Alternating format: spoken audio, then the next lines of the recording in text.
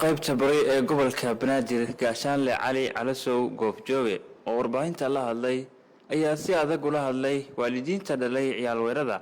oo farabadan ku hayay bulshada maalmihii u dambeeyay. Sidoo kale taliyaha ayaa sheegay intii ay howlgallada socdeen inay ku arkeen waalidiin ilmahooda ka wada tirsan ciyaal weerada ayna ka mid tahay waxyaabaha dhibaatada ku haya bulshada. bulshadu cabashada ay ka qabto ciyaal weero magac la yiraahdo waa dhimaado gaangiistar isu bedeleen waa ka weyn yihiin ciyaal weero waxaa dhibaatadan haysata kamida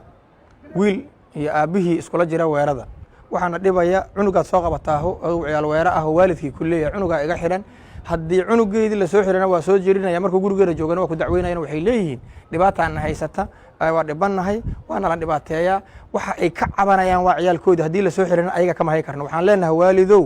ciyaalka ha soo daba kicina haddii la soo xiro haddii kaleto adinku meel geysto xanaanaysto ka celiya ummadda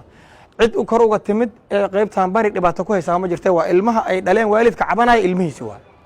bacdama waalidka cabanayo ilmihiisina uu ka cabanayo cawadana uu soo hooyanayo inta dadka soo dhaco soo dhibo birina waxaa lagu dacweynayaa la leeyahay shaqa ma jirto habeen maalin aan taaganahay ilaahay yaana ajir uga rabnaa ummadana sharcigeedaan rabnaa mas'uuliyadana saaranaan gudanaynaa laakiin waalidka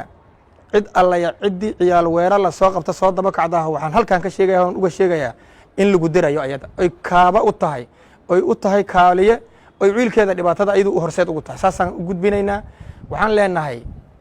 wada shaqayntu oon rabaa inaan halkan uga gaarsiiyo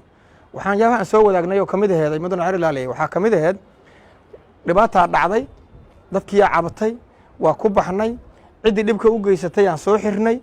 ciddii noomaysan imaan saldhigimaysan imaana waxay la aaday gurigeeda iyo shir jira idku qabsato markaasay leedahay waa dhibanahay waa wareey waxaa lay galayay ma imaanayaan saldhigi bulshadu ma dhahayaan maxaana loo qabtay maxaana loo qaba waayey inay saldhiga la xisaabtamaanay waajib u leeyihin saldhiguna u adeego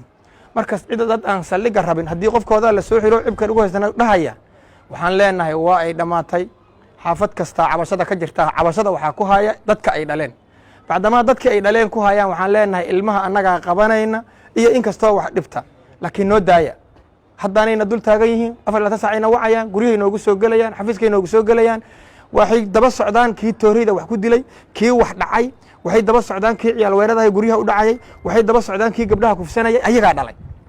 ayagaana jirinaya ayagaana cabanaya iswaafajinay uga baahan tahan leenahay waalidku ha iswaafajiyo intaas inuu cabto inuu cunugiisu wax dhibo inuu haddii la xiray war sharciga la waafaji waayo isagu soo jeriyo ha iswaafajiyeen waxaan leenahay mudane xeer ilaaliye oon idinka codsanaynaa cid kasta oo qalad geysata ma rabno inaan uga xadgudub ku samaynay inaad noloon waafajiyo sharcigaysan ummadda dib dambe nooga dhibinaan rabnaa nala ka leexiyo oo si dhaba noloon kagala shaqeeyo kiiskooda markaan keennana aan wada hadal iyo qaraabo hebel iyo odo hebelaha dhalaya ee dayaa dhashay aan la dhihine nala dhaafiyo waan idinka codsanaynaa mar labaad iyo mar saddexaad sidaasaana annaguna ku qalbi fayownahay dhiirigelinta shaqadana ay noo tahay waxaan leenahay waalidka markay cunugooda dhibaatada lagu caddeeyo kadib kii soo jershana waa idin keenaynaa naga xidha